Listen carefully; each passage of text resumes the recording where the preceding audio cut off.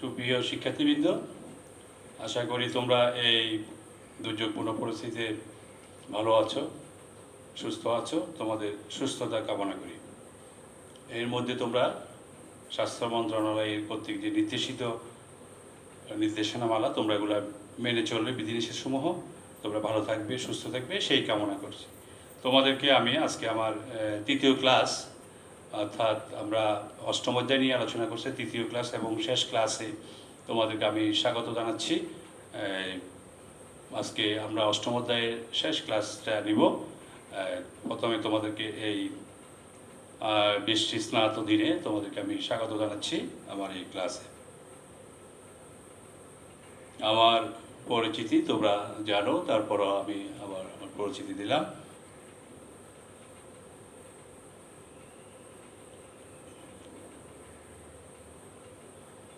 আজকে আমরা জীববিজ্ঞান প্রথম পত্র উদ্ভিদ বিজ্ঞানের আমরা অষ্টম অধ্যায় নিয়ে আলোচনা করব। অষ্টম অধ্যায়ে আমরা যেটা আলোচনা করব সেটা হচ্ছে কি, অষ্টম অধ্যায়ে আমরা টিস্যু ও টিস্যুতন্ত্র। তো আমরা আজকে মূলত একবীজপত্রীর মূল কাণ্ড নিয়ে আলোচনা করব, সেটা আজকে আমাদের আলোচনার বিষয় থাকবে। আমরা এখানে দেখতে পাচ্ছি চিত্র, তোমরা লক্ষ্য করো। চিত্রের মধ্যে আমরা কি দেখতে পাচ্ছি দেখো তো, কতগুলা লম্বা লম্বা উদ্ভিদ দেখা যাচ্ছে। কি উদ্ভিদ তোমরা একটু বলো তো, কে বলতে পারবে? হ্যাঁ, নিশ্চয় তোমরা ভালো বলছো, এটা তাল গাছ মনে হচ্ছে। হ্যাঁ, তাল গাছ এক পায়ে দাঁড়িয়ে তোমরা সে গল্প করেছো। এই উদ্ভিদ দেখানোর পিছনে যেটা আমরা একটু উদ্ভিদটা ভালো করে লক্ষ্য করো, যে দেখো এটা সোজা একটা সরু কাণ্ড, সোজা লম্বা হয়ে গেছে, কোনো শাখা পোশাখা আমরা দেখতে পাচ্ছি না। হ্যাঁ, কোনো শাখা পোশাখা দেখতে পাচ্ছি না। তারপরে কাণ্ডগুলো সাধারণত মসৃণ মনে দেখা যাচ্ছে। হ্যাঁ, তাহলে আমরা আজকে তোমরা এই পাঠ থেকে বুঝতে পারছো, এই যে আমরা সাধারণত এই ধরনের সরু কাণ্ড, মসৃণ, শাখা পোশাখা বিহীন, সাধারণত এটা কি একবীজপত্রী উদ্ভিদের বৈশিষ্ট্য। তাহলে আমরা আজকে একবীজপত্রী উদ্ভিদ নিয়ে আলোচনা করব। প্রথম আমরা একবীজপত্রীর মূলের বৈশিষ্ট্যটা একটু দেখি। আমরা দেখতে পাচ্ছি একবীজপত্রীর মূলগুলো সাধারণত দেখো গুচ্ছ মূল, গুচ্ছ আকারে মূলগুলো আছে। এই মূলগুলা পারমানেন্ট, অস্থায়ী। এগুলা এখান থেকে আবার কিছুদিন পরে এগুলো নষ্ট হবে, আবার নতুন করে হবে। হ্যাঁ, তাহলে আমরা দেখতে পাচ্ছি কি একবীজপত্রী উদ্ভিদের একটা বৈশিষ্ট্য হচ্ছে মূলগুলো হচ্ছে কেমন থাকবে, গুচ্ছ আকারে থাকবে। আর এখানে আমি পাশে তার অন্তঃগঠনটা কেমন সেটা দেখানো হয়েছে। তো আমরা অন্তঃগঠন নিয়ে পরে আলোচনা করব। তো আমরা প্রথমে যেটা বাহ্যিক মর্ফোলজিক্যাল বৈশিষ্ট্য, সেই ফিজিওলজিক্যাল কন্ডিশন দেখতে পাচ্ছি যে তার মূলগুলো কেমন হবে, গুচ্ছ মূল হবে। তারপরে দেখো কাণ্ড, কাণ্ড বৈশিষ্ট্য কেমন হবে আমরা একটু আগে যেটা আলোচনা করছি। তবে কাণ্ডগুলো দেখো লম্বা, সরু, মসৃণ, হ্যাঁ, শাখা পোশাখা বিহীন আমরা দেখতে পাচ্ছি। কাণ্ডগুলা কেমন হবে, তারা সরু হবে, মসৃণ হবে এবং কি হবে, শাখা পোশাখা বিহীন হবে।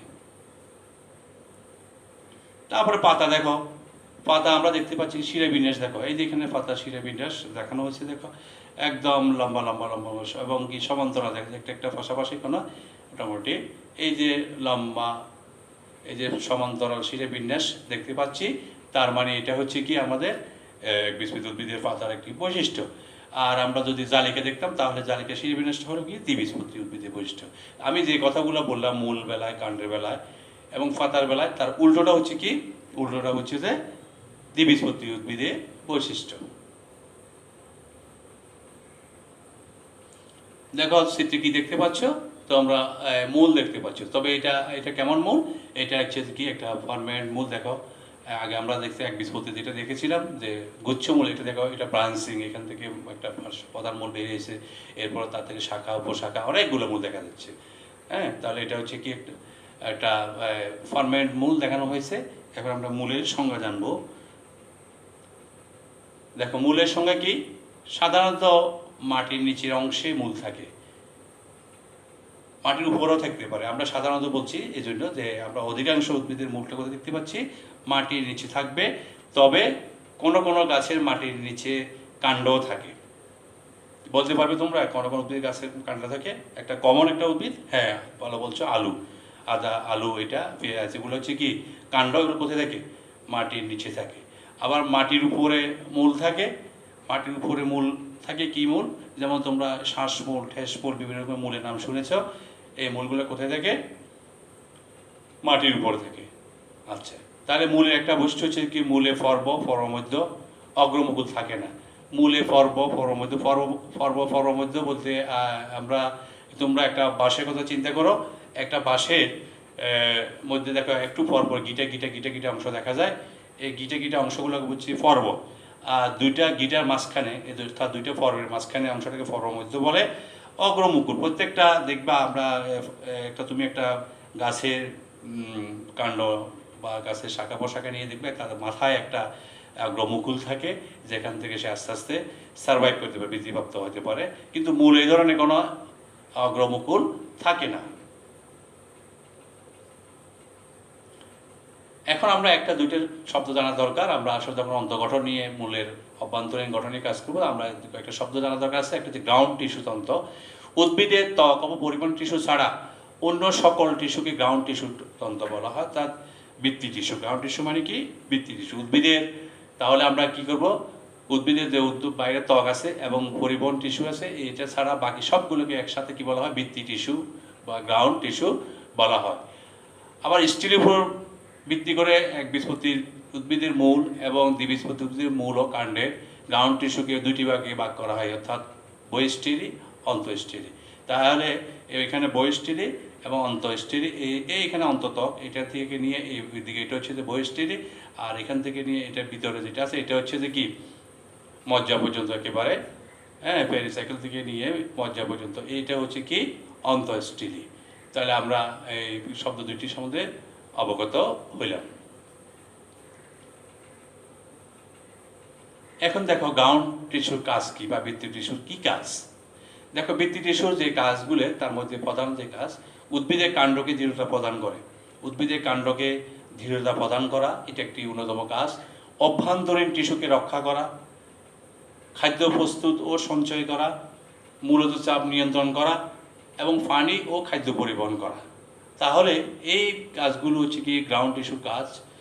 আবার রিপিট করতেছি, দেখো উদ্ভিদের কাণ্ডকে দৃঢ়তা প্রদান করা, অভ্যন্তরীণ টিস্যুকে রক্ষা করা, খাদ্য প্রস্তুত এবং জমা করে রাখা, মূলত চাপ নিয়ন্ত্রণ করা, পানি ও খাদ্য পরিবহন করা, এটা হচ্ছে যে কি গ্রাউন্ড টিস্যুর এক কাজ। এখন আমরা দেখতে পাচ্ছি একটা একবীজপত্রী মূলকে আমরা যখন সেকশন করব, হ্যাঁ, বা ফসলচ্ছেদ করব, কি ভিতরে কি কি এগুলো দেখা যায় আমরা একটু লক্ষ্য করি। প্রথমে আমরা দেখতে পাচ্ছি কি, দেখো প্রথমে মূলরোম। তাহলে একদম বাইরের দিকে মূলরোম, তারপরে মূলরোমটা কোথা থেকে সৃষ্টি হয়েছে? মূলত্বক থেকে। এই মূলত্বক থেকে মূলরোম দেখা যাচ্ছে, এককোষীয় মূলরোম দেখা যাচ্ছে। এরপরে কি দেখা যাচ্ছে দেখো তো, কটেক্স অঞ্চল, বিশাল এলাকা কটেক্স অঞ্চল। আসলে কটেক্স অঞ্চল একেবারে সম্পূর্ণ কটেক্স অঞ্চল। তারপর দেখো অন্ততক, এই যে অন্ততক, এখানে পেরিচক্রের উপরে এই অন্ততক এক দেখা যাচ্ছে, অন্ততক। এরপর দেখো পরিচক্র, অন্ততকের পরেই পরিচক্র, এখানে একটা এককোষীয় একটা স্তর দেখা থাকে, এটা হচ্ছে পরিচক্র বা পেরিসাইকেলও বলা হয়। এর দেখো ফ্লোয়েম, আমরা আগে আলোচনা করছি, এই দেখো ফ্লোয়েম, এই ফাঁকা স্থানগুলো হচ্ছে যে ফ্লোয়েম, এগুলো হচ্ছে কি ফ্লোয়েম, এগুলো হচ্ছে কি ফ্লোয়েম। তারপর দেখো মজ্জা বা ফিথ বলা হয়, এই মজ্জা দেখো একদম সেন্টারে যেটা, এটা হচ্ছে কি মজ্জা। তারপর দেখো মেটাজাইলেম, তারপর দেখো ফোটোজাইলেম। মেটাজাইলেম, ফোটোজাইলেম।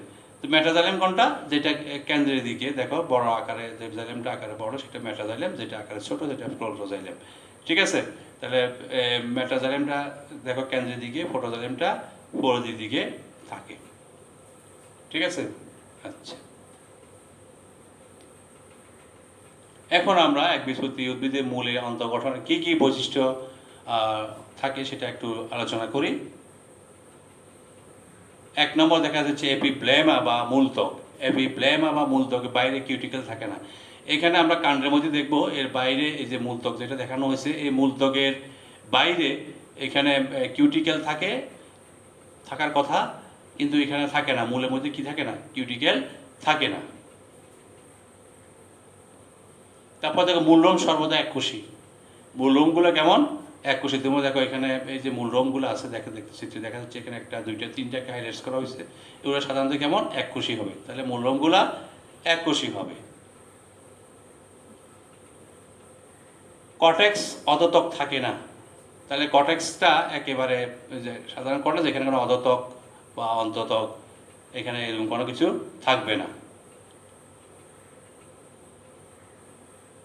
ভাস্কুলার বান্ডেল ওরিও, আমরা আগে আলোচনা করেছি ভাস্কুলার বান্ডেল ওরিও কি, যে জাইলেম এবং ফ্লোয়েম। দেখো তোমরা এখানে এই যে ফ্লোয়েম গুচ্ছ, এই যে ফ্লোয়েম গুচ্ছ, এই যে জাইলেম গুচ্ছ দেখছো, যে পাশে যে ব্যাসাতে জাইলেম আছে সেই ব্যাসাতে কোনো ফ্লোয়েম নাই। তাহলে জাইলেম এবং ফ্লোয়েম ভিন্ন ভিন্ন ব্যাসাতে অবস্থান করে বিধায় এদেরকে আমরা বলছি ওরিও ভাস্কুলার বান্ডেল। তাহলে ভাস্কুলার বান্ডেলটা কেমন? ওরিও। আর একটা ইম্পর্টেন্ট বৈশিষ্ট্য মূলের, মেটাজাইলেম কেন্দ্রের দিকে, প্রোটোজাইলেম ফোরের দিকে। তোমরা চিত্রে দেখতে পাচ্ছ এই যে মেটাজাইলেমটা কেন্দ্রের দিকে আর প্রোটোজাইলেমগুলা ফোরের দিকে। তাহলে মেটাজাইলেম কেন্দ্রের দিকে, প্রোটোজাইলেম ফোরের দিকে থাকবে। এই ধরনের এটা একটা মূলের অন্যতম বৈশিষ্ট্য। এবং এটার বিপরীতটা হবে যে কাণ্ডে, এটার বিপরীত বৈশিষ্ট্য হবে কাণ্ডে কিন্তু কি হবে? মেটাজাইলেম উল্টো হয়ে যাবে, ফোরের দিকে যাবে এবং প্রোটোজাইলেম কেন্দ্রের দিকে আসি যাবে। তাহলে আমরা এই বৈশিষ্ট্যটা মনে রাখবো, এটা ইম্পর্টেন্ট বৈশিষ্ট্য। পরিচক্র এক সারি কোষ নিয়ে গঠিত। পরিচক্র তোমরা এই যে এটা পরিচক্র দেখতে পাচ্ছ, এই যে পরিচক্র, হ্যাঁ এই যে পরিচক্রটা দেখো, লক্ষ্য করো পরিচক্রটা কেমন হচ্ছে? এক সারি কোষ নিয়ে গঠিত। এক সারি কোষ নিয়ে পরিচক্রটা গঠিত। ভাস্কুলার বান্ডেল সংখ্যা 6-এর অধিক। ভাস্কুলার বান্ডেল সংখ্যা কেমন হবে? 6-এর অধিক। দেখো এখানে 1 2 3 4 5 6 7, 7টা দেখানো হয়েছে। এখানে আমরা দেখবো এক বীজ, যেমন কচুর মূল আমরা যখন সেকশন করে দেখা যাবে 13 14 15 এরকম দেখা যায়, হ্যাঁ 12 13 14 15 এরকম ভাস্কুলার বান্ডেল দেখা যায়। তার মানে এক বীজপত্রী উদ্ভিদের ভাস্কুলার বান্ডেলের সংখ্যা হবে 6-এর অধিক। মিনিমাম থাকবে 6, এর থেকে উপরে। মজ্জা বৃহৎ এবং সুস্পষ্ট। তোমরা দেখতে পাচ্ছ এখানে মজ্জাটা বিশাল এরিয়া জুড়ে মজ্জাটা অবস্থিত এবং বোঝা যাচ্ছে যে এটা মজ্জা, হ্যাঁ। তাহলে এই মজ্জা বৃহৎ এবং সুস্পষ্ট, এটা হচ্ছে একবীজপত্রী উদ্ভিদের মূলের একটি অন্যতম বৈশিষ্ট্য। তাহলে আমরা আবার একটু রিপিট করি বৈশিষ্ট্যগুলো। আমরা প্রথমে দেখতে পাচ্ছি একবীজপত্রী উদ্ভিদের এপিফ্লেমা বা মূলত্বকের বাইরে কোনো কিউটিক্যাল আস্তরণ থাকে না। মূলরোম সর্বদাই এককোষী, মূলরোম সর্বদা এককোষী। কর্টেক্স অদতক থাকে না। ভাস্কুলার বান্ডেল ওরিও, মেটাজাইলেম কেন্দ্রের দিকে এবং প্রোটোজাইলেম ফোরের দিকে থাকে। পরিচক্র একসারি কোষ দিয়ে গঠিত। ভাস্কুলার বান্ডেলের সংখ্যা 6-এর অধিক, 6-এর অধিক। মজ্জা বৃহৎ ও সুস্পষ্ট। মজ্জা বৃহৎ ও কি সুস্পষ্ট, স্পষ্ট মজ্জা আমরা দেখতে পাচ্ছি।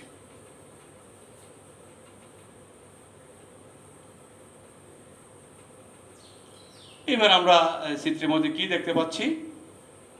আমরা দেখতে পাচ্ছি লম্বা লম্বা গাছ এবং তার এই যে কাণ্ড দীর্ঘ কাণ্ড দেখা যাচ্ছে। আমরা দেখতে পাচ্ছি কাণ্ড, তা আমরা এখন কাণ্ড নিয়ে আলোচনা করব। তাহলে কাণ্ড কি? প্রধানত মূলের সাথে মাটির উপরের অংশের নাম হচ্ছে কাণ্ড। প্রধান মূলের সাথে মাটির উপরের যে অংশের নাম হচ্ছে কাণ্ড। কাণ্ডের গায়ে পর্ব পরমধ্য থাকে। পর্ব থেকে পাতা উৎপন্ন হয়। তারপরে কাণ্ড, পাতা, ফুল ও ফলে ভার বহন করে। তাহলে কাণ্ড কি করে? পাতা, ফুল, ফলের ভার বহন করে। তাহলে আমরা একটু আগে মূল সম্বন্ধে জেনেছি যে মূলের মধ্যে কি ছিল না? পর্ব ও পরমধ্য ছিল না। কিন্তু এখানে দেখো কাণ্ডের এর মধ্যে একটা বৈশিষ্ট্য, যে আমি একটু আগে বলেছি তোমাদেরকে, একটা বাঁশের উদাহরণ দিয়ে বলেছিলাম যে আমরা বাঁশের যে গিটা অংশ দেখো, গিটা অংশ দেখো, সেটা হচ্ছে পর্ব, এবং যেটা মসৃণ অংশ দেখো সেটা হচ্ছে কি, সেটা হচ্ছে দুইটা পর্বের মাঝখানে যে মসৃণ অংশ সেটা হচ্ছে পর্বমধ্য। তো কাণ্ডের একটা বৈশিষ্ট্য হচ্ছে কি, পর্বমধ্য থাকবে এবং সেটা প্রধান মূল থেকে সাধারণত মাটির উপরের দিকে থাকে।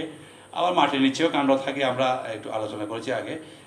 যেমন তোমরা বলেছ আলু, আদা, হ্যাঁ এগুলো হচ্ছে কি মাটির নিচে ভূমিমস্থ রূপান্তরিত কাণ্ড বলা হয়।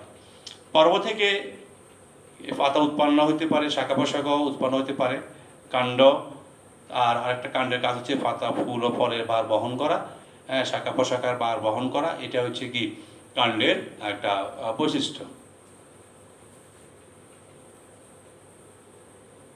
আমরা একটা চিত্রে একটি কাণ্ডের অভ্যন্তরীণ হস্তচ্ছেদ করলে কি অবস্থা সেটা দেখতে পাচ্ছি। আমরা একবীজপত্রী, যেহেতু আমরা একবীজপত্রী নিয়ে আলোচনা করছি, একবীজপত্রী উদ্ভিদের কাণ্ডে যখন হস্তচ্ছেদ করা হবে তখন এইরকম একটা অবস্থা আমরা দেখব। প্রথমে বাইরের দিকে একটা স্তরণ দেখা যাচ্ছে, যেটাকে আমরা বলছি কিউটিকল। একটা বাইরে একটা আবরণ দেখা যাচ্ছে, এটাকে বলা হচ্ছে কি কিউটিকল আবরণ। তারপর দেখি কিউটিকল আবরণ পরে বহিতক দেখা যাচ্ছে, এরপরে দেখা যাচ্ছে বহিতক। আমরা এই বহিতক দেখতে পাচ্ছি, এই যে এখানে সবুজ দিয়ে দেখানো হয়েছে বহিতক। অদতক, এই যে অদতক দেখা যাচ্ছে, এই যে অঞ্চলটা অদতক অঞ্চল। হ্যাঁ, অদতকের পরে আমরা দেখতে পাচ্ছি এখানে ভাস্কুলার বান্ডেলগুলো এখানে একটা, এখানে একটা, এখানে একটা বিক্ষিপ্তভাবে আছে, এখানে ছড়িয়ে ছিটিয়ে আছে ভাস্কুলার বান্ডেলগুলো, ঠিক আছে। জাইলেম এবং ফ্লোয়েম, এই যে জাইলেম, এই যে ফ্লোয়েম নিয়ে গঠিত, জাইলেম ফ্লোয়েম ভাস্কুলার বান্ডেল। হ্যাঁ, আর মেটাজাইলেম, ফোটোজাইলেম তোমরা দেখতে পাচ্ছ। মেটাজাইলেমটা কোথায় আছে? এই কেন্দ্রের দিকে আছে, ফোটোজাইলেমটা ফোরদির দিকে আছে। মেটাজাইলেমটা কোন দিকে আছে? মেটাজাইলেমটা আছে যে কেন্দ্রের দিকে, সরি, মেটাজাইলেমটা আছে ফোরদির দিকে। মেটাজাইলেম কোন দিকে আছে? এই ফোরদির দিকে। আর ফোটোজাইলেমটা দেখো, ফোটোজাইলেম আছে কেন্দ্রের দিকে। তাহলে ফোটোজাইলেম আছে কেন্দ্রের দিকে আর মেটাজাইলেমটা আছে ফোরদির দিকে। এখানে লক্ষ্য করো, হ্যাঁ, এই যে ছোটটা আছে কেন্দ্রের দিকে আর বড় যেটা আছে সেটা আছে কি বাইরের দিকে, তো ফোরদির দিকে। তাহলে আমরা এই চিত্রের মধ্যে যেটা দেখতে পাচ্ছি, এই যে জাইলেম ভাস্কুলার বান্ডেলের অবস্থান দেখতে পাচ্ছি, যে বিক্ষিপ্ত আছে, এটা বৃত্তি টিস্যু, এগুলো হচ্ছে সম্পূর্ণ বৃত্তি টিস্যু। এই বৃত্তি টিস্যুতে বিক্ষিপ্তভাবে এই জাইলেম ফ্লোয়েমগুলা অবস্থান করতেছে, ঠিক আছে। এখন আমরা একটু বৈশিষ্ট্যগুলো দেখি। তাহলে আমরা কি কি বৈশিষ্ট্য পেলাম? দেখো, এক নম্বর বৈশিষ্ট্য যেটা আমরা বৈধকে কিউটিকেল উপস্থিত, যেটা আমরা একটু আগে বা পাশে চিত্র লক্ষ্য করে দেখতে পাচ্ছ, বৈধকে কিউটিকেল উপস্থিত থাকবে। সাধারণত কাণ্ডরোম অনুপস্থিত। দেখো, কাণ্ডরোম হচ্ছে যেটা কাণ্ডরোম আমরা একটু আগে বলছি, মূল রোম থাকে, কাণ্ডে কাণ্ডরোম থাকে। একবীজপত্রী উদ্ভিদের কাণ্ডে কাণ্ডরোম থাকে না, যে এই জন্য এই একবীজপত্রী উদ্ভিদগুলো কেমন হয়? উদ্ভিদগুলো মসৃণ হয়, হ্যাঁ। কিন্তু দ্বিবীজপত্রী উদ্ভিদগুলো তোমরা বাইরের ত্বক তোমার হাত দিয়ে দেখবে, এটা খসখসে অমসৃণ। কিন্তু একবীজপত্রী যে উদ্ভিদগুলো, তোমরা এই যে ধানের কথা চিন্তা করো, গম, এই যে বাঁশ, এই যে আমি বললাম, এগুলো দেখো বাইরের দিকটা খুবই মসৃণ, বাইরের ত্বকটা কেমন হবে? মসৃণ হবে। কেন হবে? যে এখানে কি নাই, এখানে এই কাণ্ডরোম নাই বিধায় এই অবস্থা। তার মানে দ্বিবীজপত্রী উদ্ভিদের কাণ্ডে কাণ্ডরোম থাকবে, আর একবীজপত্রী উদ্ভিদে কাণ্ডরোম থাকবে না। এরপরে আমরা নেক্সট দেখি, দেখতে পাচ্ছ ভাস্কুলার বান্ডেলগুলা বৃত্তি টিস্যুতে বিক্ষিপ্তভাবে থাকে। একটু আগে তোমাদের দেখো চিত্র দেখো, ভাস্কুলার বান্ডেল, এই যে এখানে একটা, এখানে একটা, এখানে একটা, এগুলো দেখা যায় চতুর্দিকে বিক্ষিপ্তভাবে আছে। তার মানে কি, এটা একবীজপত্রী উদ্ভিদের কাণ্ডের একটা বৈশিষ্ট্য, যে ভাস্কুলার বান্ডেলগুলা বৃত্তি টিস্যুতে বিক্ষিপ্তভাবে বা এলোমেলোভাবে বা অগোছালোভাবে অবস্থান করে। কিন্তু তার উল্টো দ্বিবীজপত্রী উদ্ভিদের কাণ্ডে কেমন হবে? আমরা দ্বিবীজপত্রী কাণ্ডে দেখবো যে ভাস্কুলার বান্ডেলগুলা একটা নির্দিষ্ট পরিধি বরাবর অবস্থান করে, একটা নির্দিষ্ট সিরিয়ালি, একটা নির্দিষ্ট দূরত্বে সবাই একসঙ্গে একটা নির্দিষ্ট ব্যাসার্ধে অবস্থান করে। আর একবীজপত্রীর বেলা কি হচ্ছে, এই ভাস্কুলার বান্ডেলগুলো বিক্ষিপ্তভাবে এখানে এখানে ওইখানে এখানে ছড়িয়ে ছিটিয়ে অবস্থান করে। ভাস্কুলার বান্ডেল সংযুক্ত, সমপার্শ্বীয় ও বদ্ধ। তাহলে আমরা গত ক্লাসে আমরা তোমার সাথে আলোচনা করেছি ভাস্কুলার বান্ডেল নিয়ে। ভাস্কুলার বান্ডেল একবীজপত্রী ভাস্কুলার উদ্ভিদের কাণ্ডে ভাস্কুলার বান্ডেলের যে বৈশিষ্ট্য, সেটা হচ্ছে সংযুক্ত, সমপার্শ্বীয়, বদ্ধ। বদ্ধ কেন বলছি? দেখো, জাইলেম, এই যে জাইলেম আছে, এই যে জাইলেম আছে, হ্যাঁ, এই জাইলেম দেখা যাচ্ছে দেখতে গোল গোল, এই যে জাইলেম, হ্যাঁ। আবার তার সাথেই আছে ফ্লোয়েম, তার সাথে ফ্লোয়েম, মাঝখানে কোনো কিছু নেই, কোনো ক্যাম্বিয়াম নেই, দেখছো মাঝখানে কোনো ক্যাম্বিয়াম নেই। অর্থাৎ জাইলেম এবং ফ্লোয়েমের মাঝখানে কোনো ক্যাম্বিয়াম না থাকার কারণে এরা কেমন হয়েছে? এরা হচ্ছে বদ্ধ ধরনের হয়ে গেছে। আর যদি ক্যাম্বিয়াম থাকতো এরা মুক্ত হয়ে যেত। আর একবীজপত্রী উদ্ভিদের কাণ্ডের একটা বৈশিষ্ট্য হচ্ছে যে, কাণ্ডের একটা বৈশিষ্ট্য হচ্ছে কি, ভাস্কুলার বান্ডেল হবে কেমন? বদ্ধ ধরনের, সমপার্শ্বীয়, বদ্ধ ধরনের। তারপরে নেক্সট দেখো মেটাজাইলেম পরিধির দিকে, ফটোজাইলেম কেন্দ্রের দিকে। আমরা একটু আগে মূলে যেটা পড়েছি ইয়ার কথা, মেটাজাইলেম ফটোজাইলেমের কথা। ওইখানে মেটাজাইলেমটা ছিল কেন্দ্রের দিকে, এখানে দেখো পরিধির দিকে, আর ফটোজাইলেমটা কেমন কেন্দ্রের দিকে। তাহলে মেটাজাইলেম পরিধির দিকে, ফটোজাইলেম কেন্দ্রের দিকে থাকে। এটা একটা অন্যতম একবীজপত্রী উদ্ভিদের অন্যতম একটা বৈশিষ্ট্য কাণ্ডের, একবীজপত্রী কাণ্ডের একটা অন্যতম বৈশিষ্ট্য এটা। এবং একবীজপত্রী কাণ্ড নয়, এটা সকল কাণ্ডেরই এটা একটা বৈশিষ্ট্য, মাথায় রাখতে হবে। তো তোমাদেরকে আজকে এই ক্লাসে আমরা একবীজপত্রী উদ্ভিদের মূল, কাণ্ড এবং একসাথে কী নিয়ে আলোচনা করলাম। আশা করি তোমরা এই ক্লাসটা সবাই মনোযোগ সহকারে উপলব্ধি করেছো। হ্যাঁ, আর তোমাদের একটা সবার একটা হোমওয়ার্ক থাকবে। সবাই একবীজপত্রী উদ্ভিদের কাণ্ড এবং মূলের প্রস্থচ্ছেদের সিরিজটিতে অঙ্কন করবে এবং বৈশিষ্ট্য লিখবে। তাহলে তোমরা এই কাজটা তোমাদের হোমওয়ার্ক থাকবে। আর তোমরা আমার এই আজকে ক্লাসে মাধ্যমে আমরা যে অষ্টম অধ্যায় অর্থাৎ টিস্যুতন্ত্র এই অধ্যায়টি শেষ করলাম। আশা করি তোমরা সবাই উপকৃত হবে। এই ক্লাসগুলো ভালো করে অনুধাবন করবে এবং বাসায় আবার বইয়ের সাথে মিলিয়ে নিবে এবং নিজে নিজে চেষ্টা করবে। কোনো সমস্যা হলে সংশ্লিষ্ট টিচারের সাথে, শিক্ষকের সাথে যোগাযোগ করবে, করে তোমাদের বিষয়টি সমস্যাটা সমাধান করে নেবে। তো আজকের ক্লাসে তোমাদেরকে আমি আবার ধন্যবাদ জানিয়ে আমি শেষ করছি। সবাই ভালো থাকবে, সুস্থ থাকবে এই কামনায়। আল্লাহ হাফেজ।